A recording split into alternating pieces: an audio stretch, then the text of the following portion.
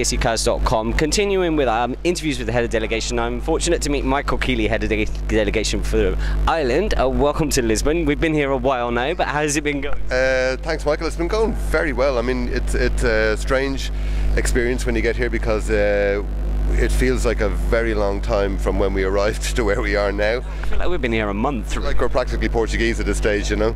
But it's a beautiful country. If you are going to be stuck anywhere, I can recommend Lisbon. Yeah, it's a fantastic place. Okay, so the last few years, Ireland's had an internal selection process. Can you tell me the thinking behind that, and whether you're going to continue with that, or whether you may return to the national final? Yeah, well, you're right. We've had an internal selection process for the last number of years. One of the things that we continually do every year is examine our selection process. So we don't just arrive on one particular way of choosing an artist and a song and stick with it for years. We look at it every year after the end of the Eurovision show. We kind of have a sort of a review process for a week or two, and then we think about what we're going to do next year. In the last 8 or 9 years, we've done a mentor system for 4 years that did very well for us. We got top 10 once with Jedward. We got into the final again with Jedward. We got into the final with Ryan Dolan in Malmo, and then it kind of started to kind of... The wheels came off a little bit. The wheels kind of came off it a little bit, you know, but so then we looked at that and we decided we'd change that a little bit, and we went back to a Eurosong selection and we got Molly Sterling. That was an open competition for song and act, and we put the best 5 on the Late Late Show. So that was an open selection. So then after that didn't really work for us either. So we looked at the notion then of we looked at what other countries were doing, and I was very interested in the idea that the Netherlands, who'd gone through a very, very long period of not qualifying, they took it all back in and did an intern selection, and they did very well out of that. Austria similarly did the same thing. They did an intern selection and they won it. So we thought, look, it's probably worth a go. We haven't done it before. It's probably worth a go, and it gives us more control over what we do, you know. Do you think that maybe this year is a bit of a make or break year for going with the internal selection? Possibly, yeah. I mean, like ideally, and I know, like I've been saying this a good bit. Like if it was up to me, and if money wasn't an object, we would love to do a Swedish style melody. Wouldn't everybody? Yeah, but I mean, there's a lot of upsides to that in terms of the fans get involved from the very, very start. It gives much more of a sense of ownership for the television viewers at home for our act if they feel they've been involved in the process. Very big television, which, you know, I mean, which is what company from looking at it from that angle rather than looking at it as a song contest angle. You need some sort of thing where you can go back to the channels and say, well, look, we're getting the figures. Exactly. It's important for us that it's not just about sending an act here, you know, although that is the main business of it. It's also about how well we're serving our audience at home. You know? So the better we can do that, then obviously we'll be happier, you know. But look, that's a financial thing mainly. Like, you know, we're not unique in that. And other broadcasters suffer equally. Other public service media around Europe suffer that kind of financial difficulties as well. So, but I think there might be a halfway house. There might be a happy medium somewhere that we might be able to look at. I mean, we'll see how this year goes.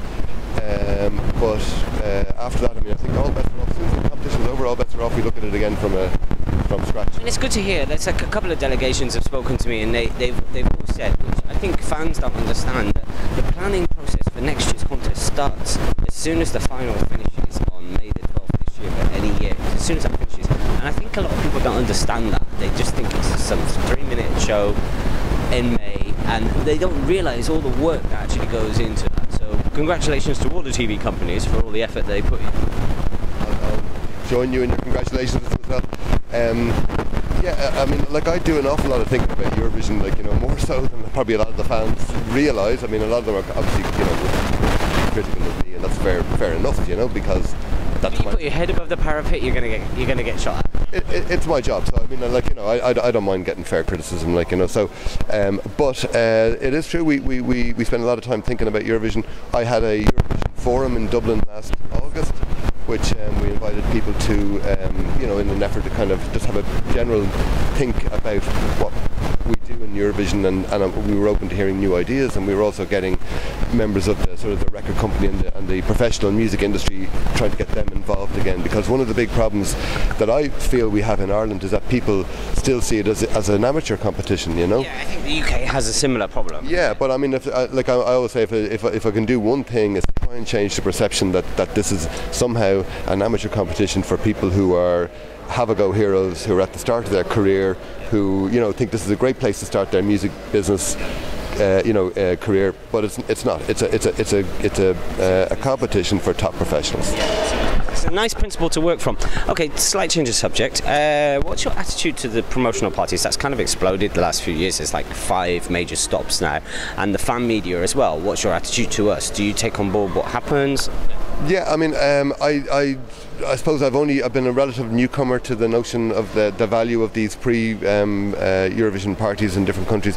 I think they're very useful, actually, to be perfectly honest. I think they're a very good way of getting the artist just a little insight into what they're going to experience when they get here. Yeah. So this year we sent. Where did we send Ryan? We sent him to Lisbon first. Actually, we sent him here for the fan party here, which coincided with his shooting of the postcard. Then we sent him to Tel Aviv, London, Amsterdam, Madrid. Yeah, so we couldn't do them all. I mean, there's one in Riga, there's one in Moscow, you know. So, but I think it was very useful in terms of him not only just getting a little insight into how things go, but also meeting the fan press, and also meeting the other contestants as well, which is important, because it gives them a great sense of collegiality. There's a great sense of, you know, it takes the edge off the competition process. Yeah, you don't feel like so much of an outsider when you arrive here. So there's people, you know, there's friendly faces, and I say when you come into the press centre here, he knows people like you and Daniel and all that kind of stuff. Yeah, so yeah. Okay, stage presentation. Did you have everything you needed when you got here? Did you have things to sort out? Were you happy with it? Yeah, I mean, we opted to get the props made here in Portugal, which I think was... I heard that was quite expensive, but you don't have to say. It was expensive, no doubt about it. I think it was a little more expensive than we were doing at home, but it took a lot of the hassle out of shipping stuff over and worrying about customs and all that kind of stuff like that. You know, the boring paperwork stuff that can just delay you and tie you up in endless bureaucracy and red tape.